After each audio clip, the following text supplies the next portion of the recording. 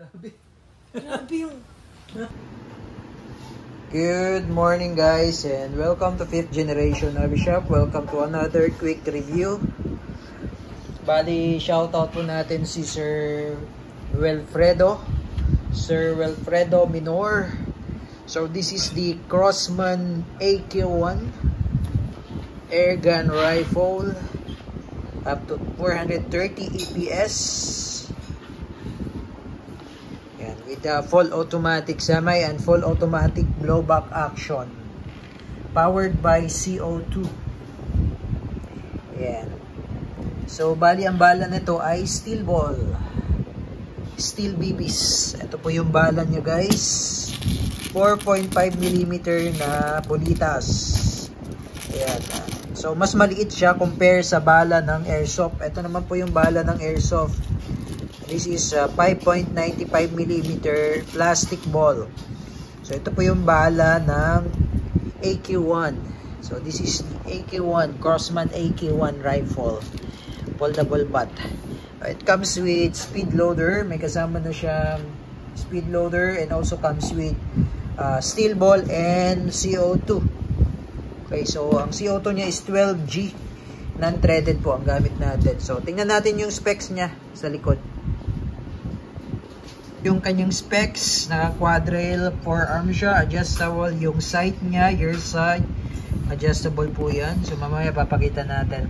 Rear sight is adjustable, then adjustable and folding 5 positions ER compatible stock.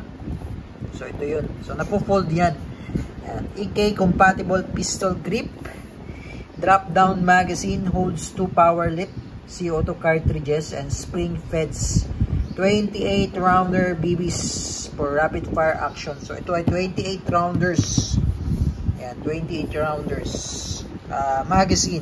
Ayan. And ito po yung kanyang specs.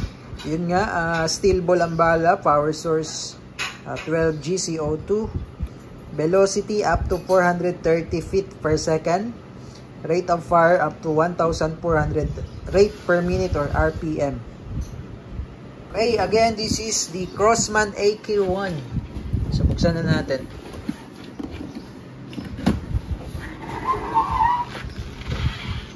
Yun. So it comes with owner's manual and yung Allen wrench. And this is the BB loader. Ito yung BB loader. Out of the box inclusion. And this is the magazine. Ito yung 28 rounder magazine. Drop down magazine. Ayan, meron din tayong available na spare magazine. Okay. Oh, ito yung unit. Ayan. So ito yung kanyang selector switch para sa fire mode. Ayan. Semi-auto, full auto, semi-auto, dito yung semi-auto sa baba. Ayan. Semi-auto, full auto, and safety. Ayan. Ayan. Ito yung quad forearm niya. Ito yung side na na-adjust. So, ilalabas lang natin para makita niyo po.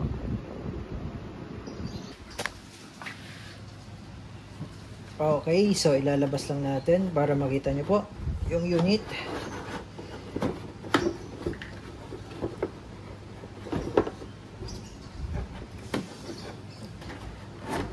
Ayan.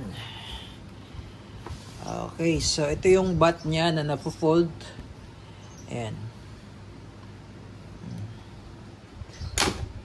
Ayan. Tapos, pag i-release nyo yung butt, pag i-fold nyo pala, push nyo lang to. Ito. Ayan. Ayan. Push mo lang. Ayan. Push. Ayan. Ayan. Okay. Then, ito yung mag-release. Ito yung mag-release niya. Mag-release. And then, ito yung selector switch. So, kung magpo-full auto kayo, nasa gitna po. Dapat nakatutok siya sa gitna. Ayan. Tapos, pag semi-auto naman, o semi-automatic, ayan, bababa nyo lang siya. Ayan. Yan yung semi-automatic. Ayan. Tapos, ito naman yung manual safe. Yung safe. Ayan, safe. Tapos ito yung full automatic. semi-automatic. Yan. Ito yung kasahan niya. Yan. Yan yung kasahan. And then, ito yung sight na na-adjust. So, kung gusto nyo i-adjust yan, ito lang. Yan. So, na-adjust siya. So, makikita nyo naman dyan, aangat yan eh. Pag in-adjust nyo po yung sight, aangat yan oh. Ayan. So, kung halimbawa masyadong mataas, adjust nyo lang. Or kung masyadong mababa, adjust nyo lang. Ayan. Pwede nyo rin po itong lagyan ng red dot optic. Ayan. 21mm red dot optic. Pwede nyo rin lagyan ng angle red dot. Ayan. So, napakaganda no? Napakaangas. So, lagay natin yung magazine.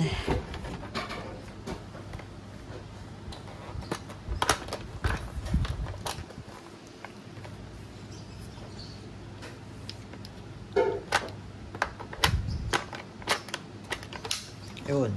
Okay. Okay, dyan ka muna.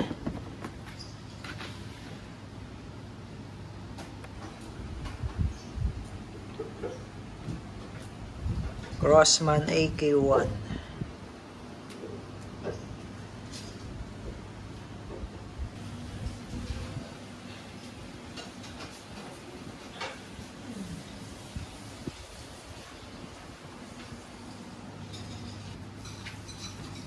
Okay, now maglalagay tayo ng CO2.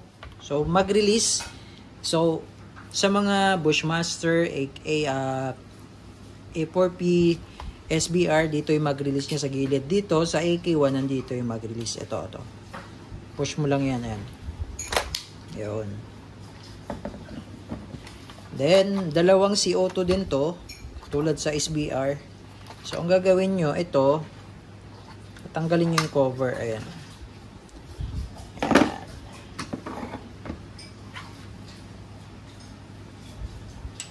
Okay, so bali dalawang CO2 po ang load ng magazine. Pero pwede namang isa. Dito lang sa slot na to kung isang CO2 lang po ang lalagyan nyo. Ang ilalagay. Ayan. So, kailangan po yung una nating lalagyan yung merong first. Ayan po. Ayan. First. Itong slot na to sa may left side. Ayan po yung unang lalagyan natin ng CO2. Kasi pag inuna nyo po yung sa may right side, sisingaw lang po yan. Ayan, mayroon siyang allen.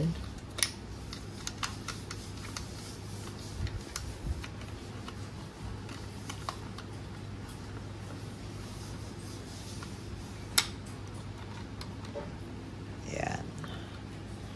Then, kailangan mabilis lang yung pag-iikot. Then, tamang higpit lang. And then, yung sa may right side naman. So, po pwedeng isa lang. Po pwedeng yan lang.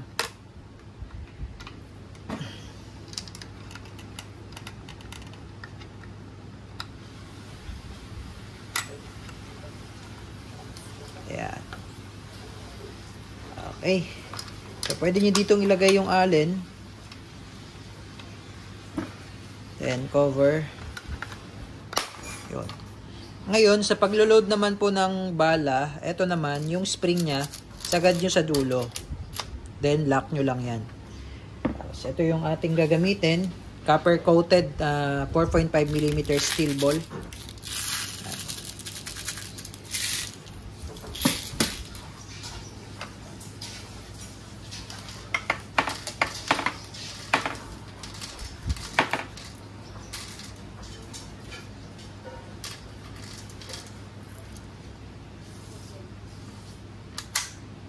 Ayun. Yeah. So, ganun lang kadali. So, kung may speed loader naman, yung BB loader, medyo matagal pa nga ang pag-load nun eh. Mas madali yung manual. Okay. So, ito yung kasahan. Ano. So, pag wala ng bala, nag-open bolt po yan. Nag-open bolt. Suppose, pagka nag-open bolt, release nyo lang yung magazine, tapos ikasan nyo lang ulit.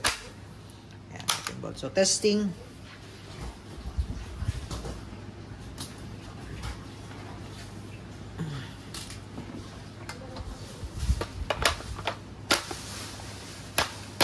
Okay. Testing.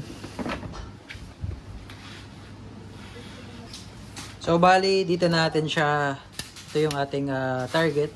So tingnan natin kung kaya niya ba itong butasin. Ito po ay lata ng green gas. Makapal na lata ng green gas po ito. Sa mga gumagamit ng airsoft, alam nila to. So makapal na lata to, mas makapal pa to sa sardinas. So, tingnan natin kung kaya niya ba itong butasin.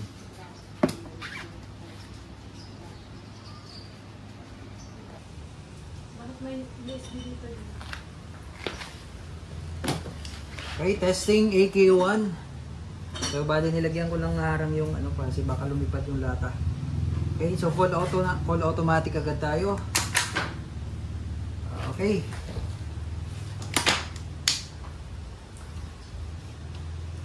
Full auto firing.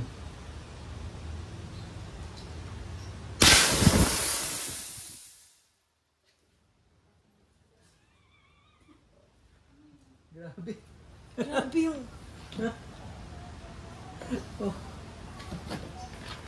Grabe yan. Oh.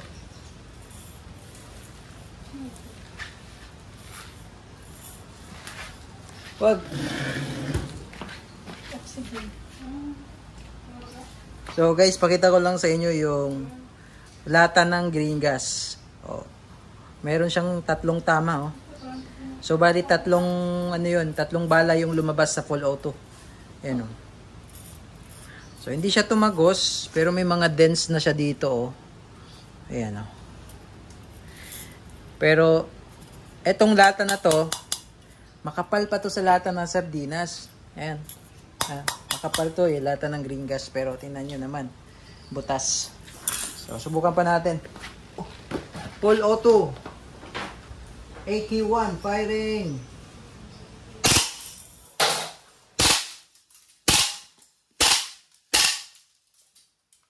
Then pag semi-auto naman, baba lang yan.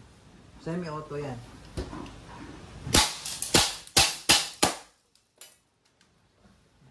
Pag wala na siyang bala, ayan, nag-open bolt siya, ayan, oh.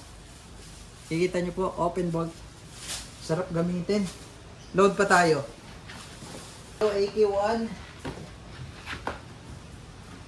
Tatarin natin yung lata, ha? Tapos mamaya papakita ko sa inyo yung result. Okay, so sa semi-auto muna tayo, semi-auto. Yan, nag-open bolt siya, di ba? So kanina, wala nang bala, nag-open bolt. So nilagyan ko ulit ng bala, ng magazine, sinalpakan ko. Tapos, ang gawin nyo, ikasa nyo lang, then release. Okay, so semi-auto tayo.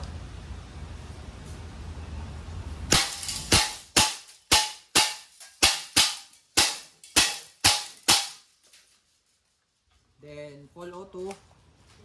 Sa gitna lang ang switch, no? Ang selector nakatutok sa gitna. Full auto.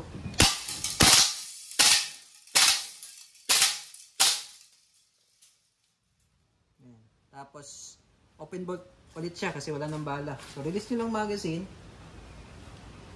Release lang. Then, asa lang. Then, hammer down. Sarap! So, meron pa tong CO2, may laman pa. Okay, Crossman AK1.